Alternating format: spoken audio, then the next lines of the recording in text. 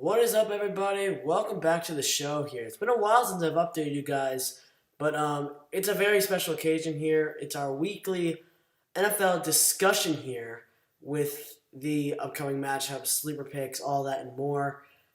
This is only for this week 3 Sunday and Monday matchups here. We are not doing Thursday night since it already happened. The Dolphins win 31-13, and we have already got that game in the books here. But what we are going to be talking about here is going to be what are we going to see in week 3 and how are we going to improve on some of these teams that are going to be playing and which teams are going to probably fluke, which ones could possibly have a breakout performance this week, all that and more. We will get into that in this video. But before I get into any of that, because we do have a lot to get to and I have a pretty limited time space to get into that, I just want to remind you guys that if you guys enjoyed this, please hit that like button, subscribe button down below, hit that button, ring that bell right next to that subscribe button, and make sure you guys get notified of all my other videos coming in the future. And share it out with your friends, make sure they know what's going on here. I talk NBA, I talk NFL. Those are my two most passionate sports here. And I host a weekly roundtable every week. Not this week, sadly, because I do have a busy time schedule restraint, but what I do want to let you guys know is that in the future we will be having some future roundtables also, so definitely look forward to that and more. But without further ado, let's get into this here because we do have a lot to talk about in a pretty limited time space here, so let's get straight into it. Now, this week 3 has some pretty interesting matchups. Some of them are a little bit better than others, and there are obviously some things that could have potential big impacts down the road. I always say this at the beginning of every week 3, every year, that some of these matchups could have playoff implications. Now, it's not as much as this season is going to go, although I do think it will go the length of the field. But what it is really about is what could be a potential matchup here that could be a big impact down the road. Let's get into that very quickly. So, starting off the games here, we got at 1 o'clock Eastern Time games starting Sunday. The Bears and the Falcons in Atlanta. This is an easy lopsided win. I think that the Falcons are playing absolutely like crap right now.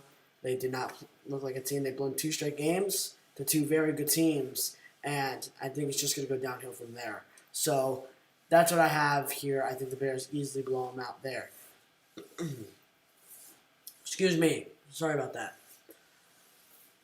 So the next one there is going to be in Orchard Park at New Era Field, and that will be the 2-0 Rams against the 2-0 Bills in Buffalo. Very key game here. We have a lot of good talent, good defenses, great runners, great receivers in this game. So a lot to look forward to in here. So what I do want to say is, although I think this game is going to be a very close game, it also will be a very low-scoring game, I think, because I think these teams have 2 very, very good defenses, and I think that they also have some 2 very good offenses. So it's really going to be about which offense is going to prevail better and which defense will make the stop later on in the game. That's, I think, going to be the key here in that game. Now, the next one is a pretty kind of intriguing kind of matchup here. It's going to be the Washington football team versus the Cleveland Browns in Cleveland. Now, both these teams are a little bit more on the downside of the league right now. And I think they're just going to keep going on throughout the year.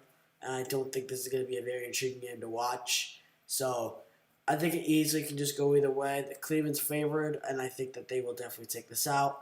And I think that just Washington will not have a chance in this game. So that's what I got.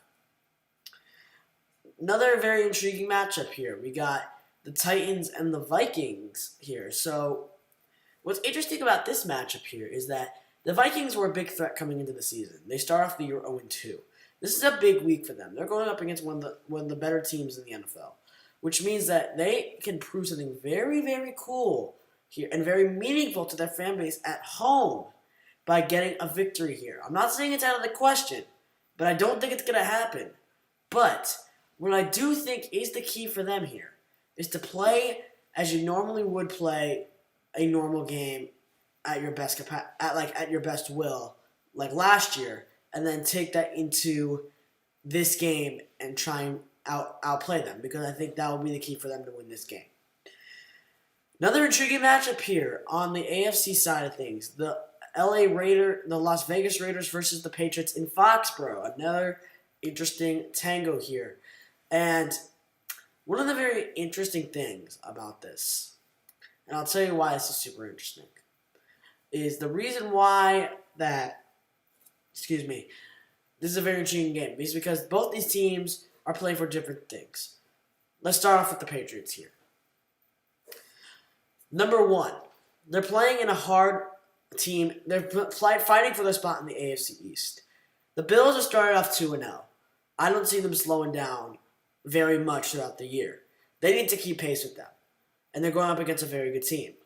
So that's what they're fighting for. The Raiders are going up against another team, which you can probably see, as you know, by my channel, is the Kansas City Chiefs, who are also fighting for the division with the Chargers also. So they also need to keep up. So both these teams have something to play for because they have something they need. They need to keep up with a couple teams here in these games.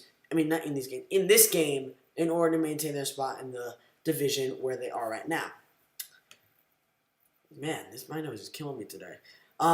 Next up, another sort of interesting matchup here. The injured-filled Niners at the New York Giants. So I'm saying that this could either go either way. Freeman have a very good game, although I do not think they win that game.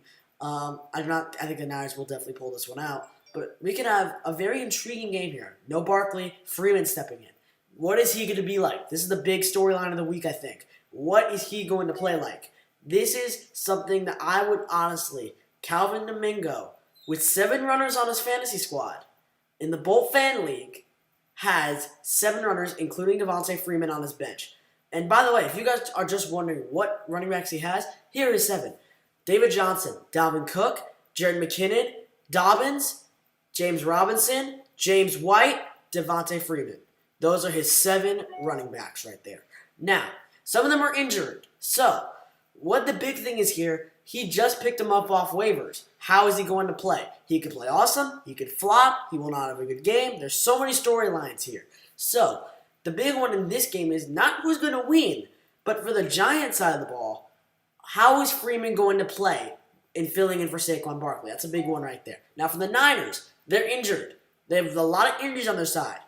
Jimmy G not healthy. Mostert not healthy. Coleman not healthy. Bosa probably out for the year. You have a lot of injuries on your side. Thomas out for the year. You have a lot of injuries on that side.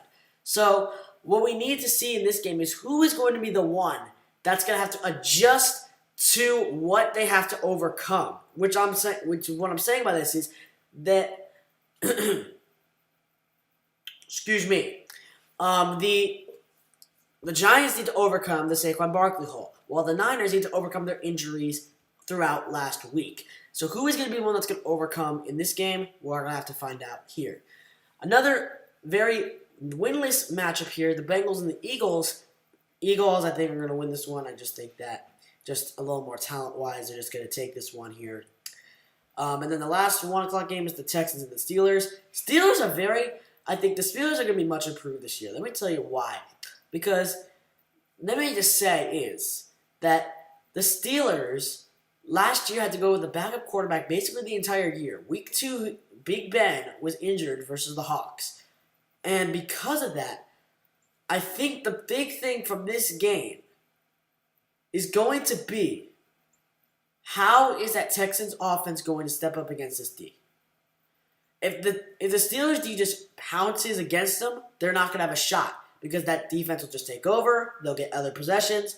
They will not have a lot of chances to score. Game over there. So what is it going to be like? They have good guys on the side. They got Brandon Cooks. They got David Johnson. So you guys need to see what is you going to play like against these teams. That's another very big thing. Starting off in the 1 o'clock games, Pacific time, we have the Jets and the Colts. This is obviously a lopsided win for the Colts. Nothing really too special to say about here. The Chargers and the Panthers. I think the Chargers are going to win this one here just because Panthers are winless. C-Mac, we don't even know what's going to happen with him. So we'll have to see what's going to happen there. And then the Bucks and the Broncos. I think that the Broncos and the Bucks are going to easily fight this one out, though. Although the Bucks, I think, will win this one too. The Lions and the Cards. The Cards will win this one. The Cards are probably the hottest team in the league right now. They'll probably stay that way. And that's what I got there. And the last one on the 1 o'clock games is the Seahawks at the Cowboys. The Seahawks will win this one, obviously, by a final score of 31-25 is my final score. And then the Sunday night game is going to be the Packers and the Saints. And that is going to be another win for the... Actually, let's see. I'm going to go with the... I'm going to go with the Saints here. I think the Saints, especially at home, I'm going to go with them. I think they're going to have a little bit of an advantage here. So I'm going to say a very close one here. I think the Saints, especially with a home field advantage, especially I think that even though there's no fans in there, I think that they will definitely have an advantage. I think that the Saints will win a close one on Sunday night against the Packers. And then the big Monday night game in Baltimore, the Chiefs and the Ravens, Lamar versus Mahomes. Very close one here. I'm saying that the final score will be a shootout game. Final score 51-45 Chiefs. I'm going to go there. 51-45. I think it's going to be that big of a score. And the shootout game, I think that's what it's going to be like. All right. So, the thing that we're going to need to look at, especially in these games right here, is who is going to be our sleeper pick. Now, the thing about this is that my big sleeper this week, and I'm not saying this for one, because I like them this week, is going to be the... Wait for it. Hold up.